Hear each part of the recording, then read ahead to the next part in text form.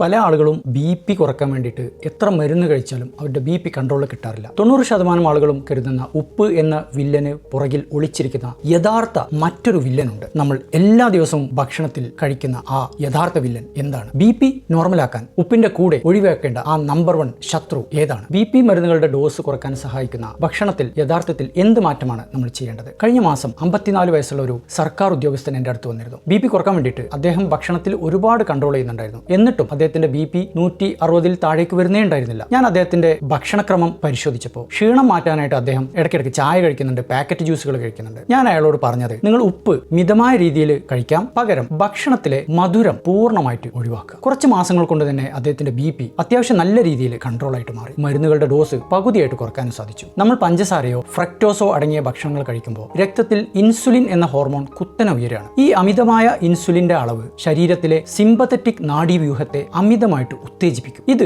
രക്തധമനികളെ വലിഞ്ഞു മുറുക്കി ചുരുക്കുന്നു, ഹൃദയമിടിപ്പ് കൂട്ടുന്നു. മാത്രമല്ല, മധുരം കഴിക്കുമ്പോൾ ഉണ്ടാവുന്ന കൂടിയ ഇൻസുലിൻ കിഡ്നിയോട് പറയാണ് കൂടുതൽ ഉപ്പും വെള്ളവും ശരീരത്തിൽ തന്നെ കെട്ടി നിർത്താൻ വേണ്ടിയിട്ട്. ഇതാണ് യഥാർത്ഥത്തിൽ ബി കൂട്ടുന്നത്. മധുരം നമ്മൾ നിർത്തുകയാണെങ്കിൽ രക്തധമനികൾ ശാന്തമായിട്ട് വികസിക്കാണ്, ബി താനെ കുറയുകയും ചെയ്യും. പഠനങ്ങൾ കാണിക്കുന്നത് ദിവസേന ആഹാരത്തിൽ നിന്ന് പ്രോസസ്സ് ചെയ്ത പഞ്ചസാര വെറും 25% കുറച്ചാൽ പോലും അത് നമ്മൾ ഉപയോഗിക്കുന്ന ബി ഗുളികകൾ കഴിക്കുന്നതിനേക്കാൾ വേഗത്തിലും സുരക്ഷിതമായിട്ടും ബിപിയെ താഴേക്ക് കൊണ്ടുവരുന്നതാണ്. ഈ ഒരു ശാസ്ത്രം അറിയാതെ നമ്മൾ ഉപ്പ് മാത്രം കുറയ്ക്കുകയും മധുരം തുടരുകയും ചെയ്താൽ കടുത്ത ഇൻസുലിൻ റെസിസ്റ്റൻസ് ഉണ്ടാവും. അത് കാരണം രക്തധമനികളുടെ ഉള്ളിലെ ഭിത്തികൾ കട്ടിപിടിച്ച് വാസ്കുലർ സ്റ്റിഫ്നെസ് സംഭവിക്കും. ഇതിന്റെ അപകടം എന്താണെന്ന് വെച്ചാൽ തലച്ചോറിലെ രക്തധമനികളെ ഇത് ബാധിക്കും, അതല്ലെങ്കിൽ ഹാർട്ട് അറ്റാക്ക് സംഭവിക്കും. പലരും ചോദിക്കുന്ന ഒരു ചോദ്യം എന്താ വെച്ചാൽ, ബി എന്ന് വെച്ചാൽ സോഡിയം കൊണ്ട് വരുന്നതല്ലേ, അതുകൊണ്ട് ഉപ്പ് കുറച്ചാൽ പോരെ, പഞ്ചസാര എന്തിനാണ് ഒഴിവാക്കുക എന്നുള്ളതാണ്. സത്യത്തിൽ ഉപ്പ് രക്തത്തിന്റെ അളവാണ് കൂട്ടുന്നതെങ്കിൽ നമ്മൾ കഴിക്കുന്ന അമിതമായ പഞ്ചസാര രക്തധമനികളെ നേരിട്ട് ചുരുക്കുകയാണ് ചെയ്യുന്നത്. മറ്റൊരു പ്രശ്നം എന്താ വെച്ചാൽ, നമ്മുടെ ലിവർ മധുരത്തിനെ പ്രോസസ്സ് ചെയ്യുന്ന സമയത്ത് യൂറിക് ആസിഡ് കൂടുതലായിട്ട് ഉൽപ്പാദിപ്പിക്കപ്പെടുന്നുണ്ട്. ഈ യൂറിക് ആസിഡ് വൃക്കകളെ തളർത്തുന്നു, സോഡിയത്തെ പുറന്തള്ളാനുള്ള കിഡ്നിയുടെ കഴിവിനെ കുറയ്ക്കുകയും ചെയ്യും. ഇനി നിങ്ങൾ എന്താണ് ചെയ്യേണ്ടത്? ഒന്നാമത്തെ കാര്യം, നമ്മൾ കഴിക്കുന്ന ഭക്ഷണത്തിൽ നിന്നും